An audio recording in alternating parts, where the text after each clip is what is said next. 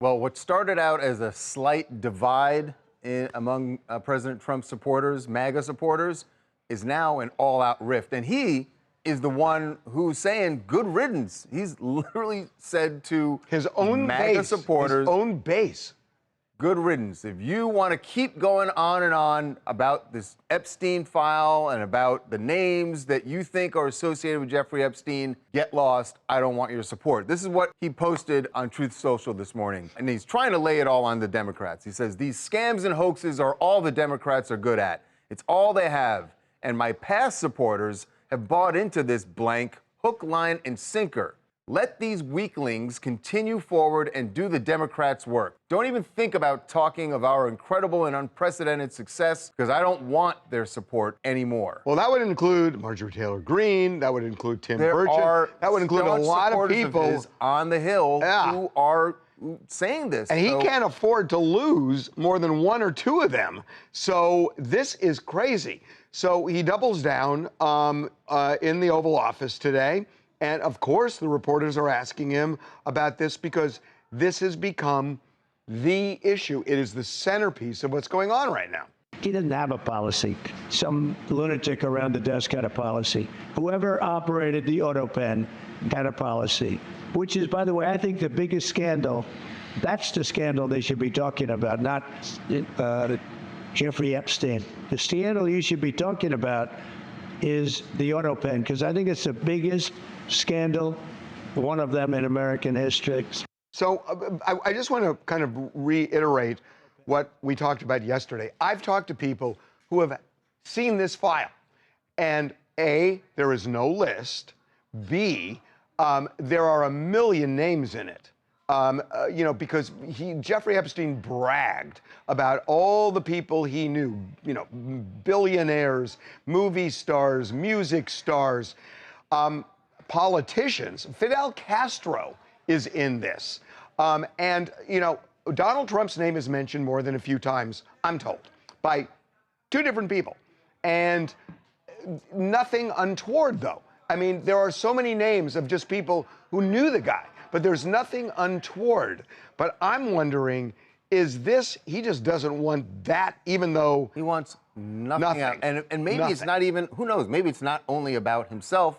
Could be about some of those other people. Could be about some of the other people. He doesn't want it out. That's but right. He's got a huge problem on his hands now. Yeah. And I don't know what happens to MAGA. Let's bring in someone who we know is definitely watching this very closely, our good friend Michael Knowles from The Michael Knowles Show. Goodbye, MAGA? What's going on, Michael? Yeah. It's not quite at the level of goodbye, MAGA, but I think this is the most serious threat to the MAGA coalition that we've seen in the last 6 months. I don't know, maybe the last 6 years. And the reason is actually something we talked about last time I was on the show, which is I said, look, guys, I don't think anybody is more frustrated about the Epstein stuff than Trump is.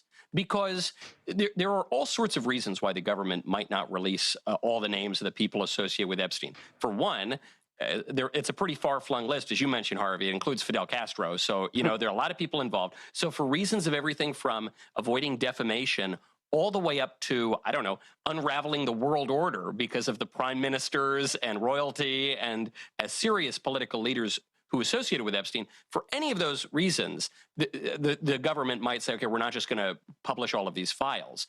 That said, I don't think that what MAGA wants is just to publish all the files willy-nilly. I don't think that's a top priority.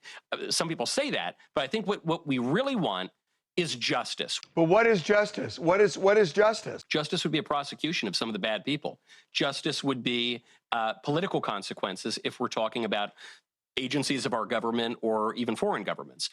Justice would be some consequence where this doesn't just get brushed under the rug. And I'm sure Trump would like that too. You know, Trump was interviewed in front of Marine One, and he was going off about Epstein and how annoying it is that people are still asking about it. And he said, but look, I want anything that is credible to be released too.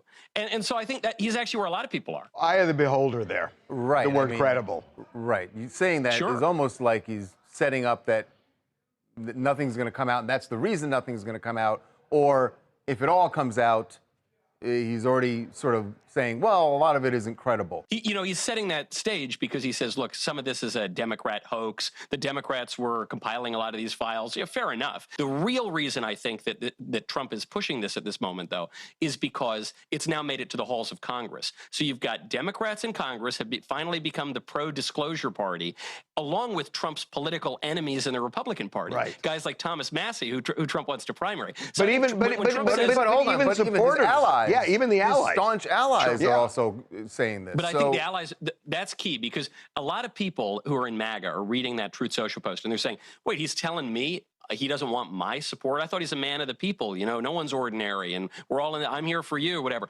I think that Truth Social post might as well have been written to Capitol Hill. I think it's written to guys like Thomas Massey, maybe to Marjorie Taylor Greene as well. And I think he's saying, hey, you guys who are supposed to be my supporters on Capitol Hill, get your priorities in order and talk about the things I want you to talk about. But unfortunately, it's not going to go away, because the Epstein story is a symbol of corruption that long predates Donald Trump. I think that's part of why he's irritated he has to talk about it. But I think the government has to communicate in a way that conveys to people that justice is going to be done, and that, God forbid, the MAGA movement's not going to be complicit in an injustice. If there was an issue he didn't want people talking about, he'd have the shiny object that he would talk about, and everybody would divert away from the one thing, like with Signalgate. This time he's tried with, oh, the real conspiracy is the auto pen, and nobody's buying that. So this was the tried and true thing. It has failed. Nobody is saying, oh, let's talk about the auto pen instead. I mean, it's just showing that he doesn't know where to go on this thing, because he's never been in this territory before politically. Well, the reason this issue is different than the other ones is because, first of all, it began with conservatives trying to shine a light on this, implicating the Clintons and other friends of Epstein. The Democrats at that time were downplaying it and denying it. Then it's starting to flip here. And because it's gone on for so long, this is an issue that has been in the public imagination for 10 years. And people who are really paying close attention to this, it's more like 15 or 20 years. So you can't just turn away from it willy-nilly without giving some answers. And so this is why I've said the whole time, I am a plan truster. I don't think Trump is doing anything deceitful or unjust or anything here. You know, I don't think he's implicated in the files, as you point out, Harvey. But I think the government needs to come up with a better answer than, oh, yeah, actually, there isn't a list, even though we said there was a list. And there is jail cell video, even though previously it was said there was not video. But some of the video is missing, and never mind, move along. That's not going to work. I think the Trump administration is on the right side of this thing. I think they just need to give a more persuasive explanation to people. On the right side? Agree, but Michael, you said the government needs to come up with a better explanation. You know who the government is. It's him. It's not the Department of Justice. It's not Pam Bondi. It's not Pam Bondi. It is President Trump. So you can't say that and then try and then. The DOJ. So when the DOJ comes out and says there's no client list, that's not persuasive. Michael, are we going to say that the DOJ isn't the president in this administration? He's knocked that wall down. Is separate from the DOJ. He's knocked that wall down. Trump is the singular figure. There's no question about that. But Trump is a better communicator than some of his lieutenants have been during all of this. And so I think, like today, when he comes out and says, but not doing a good job this time. That's but much more not doing persuasive. a good job, Michael, in terms of communicating it.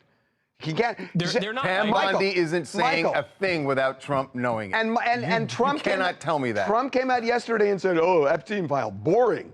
I mean, boring?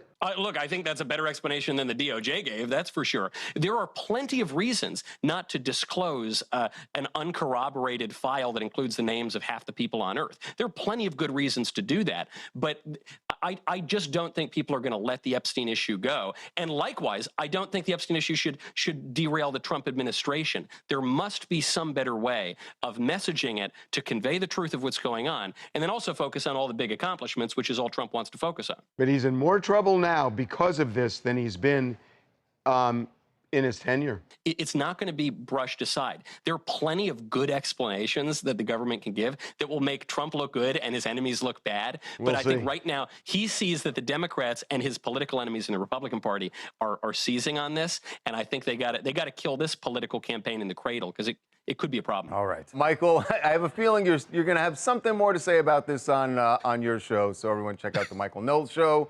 It airs weekdays on the Daily Wire Plus. So We will talk to you next week. Thanks, Michael. Good to see you guys. See you later. All right. See you later. Wow. Interesting when you can say the government is something separate from President Trump, And it's but not. usually Yeah. they say he is the government. Well, he is the government. We're taking a break. All right, when we come back, some big news for Pete Davidson. Life is about to change dramatically for him. We will explain why when we come back.